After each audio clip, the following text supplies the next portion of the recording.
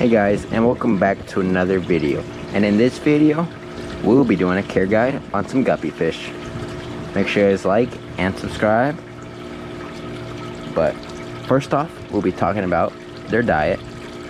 So I feed these guys some fancy guppy food right here from this brand.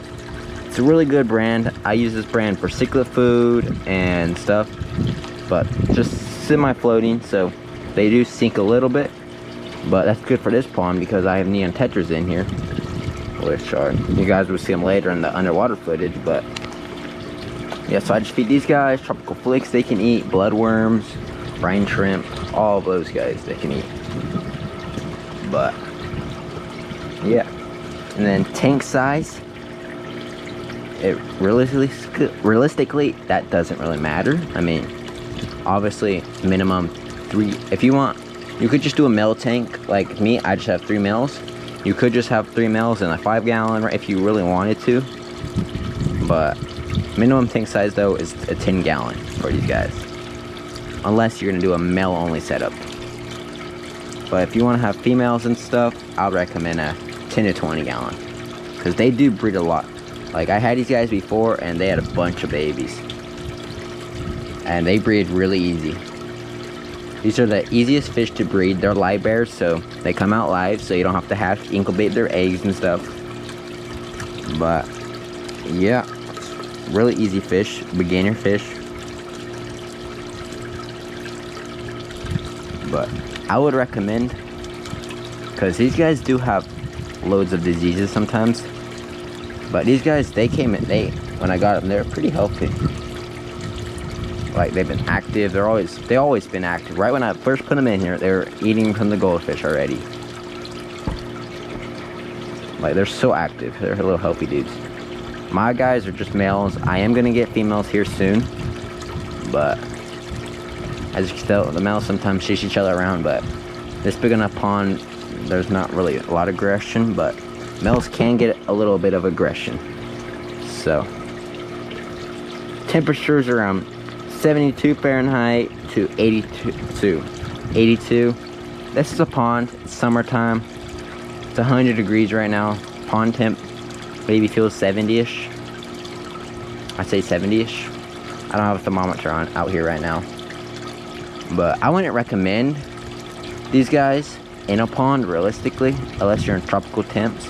My winters are really cold, so like, I had oysters in this pond before and they didn't make it because I had a heater. And if you want to have a lot of power bills and stuff, well, I would recommend these guys in an indoor pond or something like that.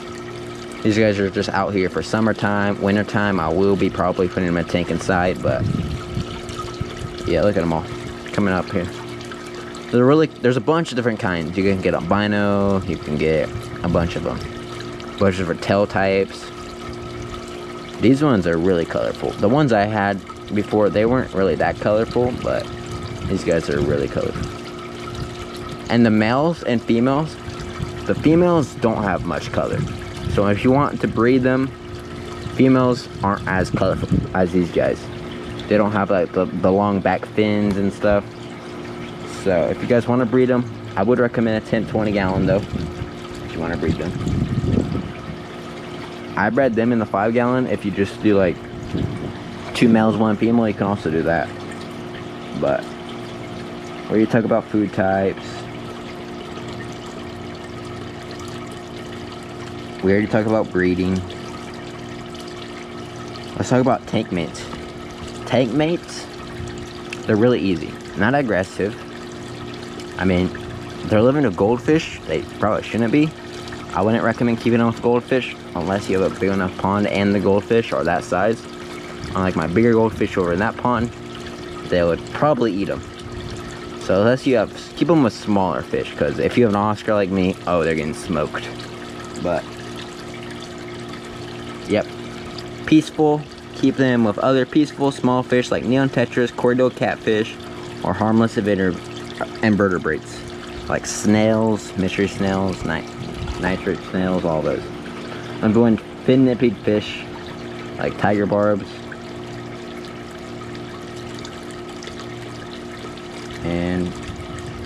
yeah, they're just that easy. You can do a water change. Common issues to look out for these guys are white spots, which is, well, if you see that, you don't want that. I tell you that. Like these guys over here, you see them already? They're chasing, they're aggressive, but white spot disease you do not want. That's ick, and that's bad. Or bloating. I have not seen guppies bloat ever, but that's all what this says. But what makes guppy fish happy? Properly filtered and heated aquarium with treated fresh water, stable water conditions. Yep. And how you know you have a happy fish is, well, the active. They're not active, they're laying at the bottom. Well, that's a bad, sad fish right there. But look at them all. Try to get them in the sun. Come on, dudes. They already ate. I got a little one in here. He has only like, one of his fins are a little messed up. But yeah, they're in a 100-gallon pond of some goldfish. But I would recommend you guys for breeding and stuff. But later you see this in the underwater footage. But if you do love to breed, get some of like these plants.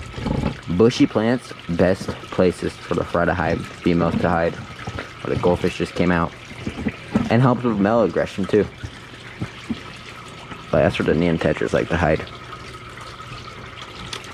But yeah, I mean, they're very easy. No doubt about that.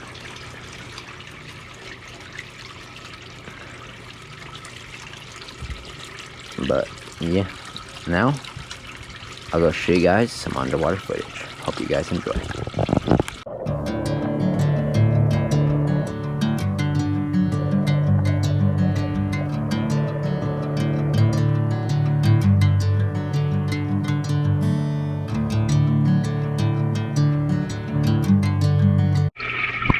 Alrighty, my GoPro is overheating a little bit, but one last thing to say before I wrap this video up.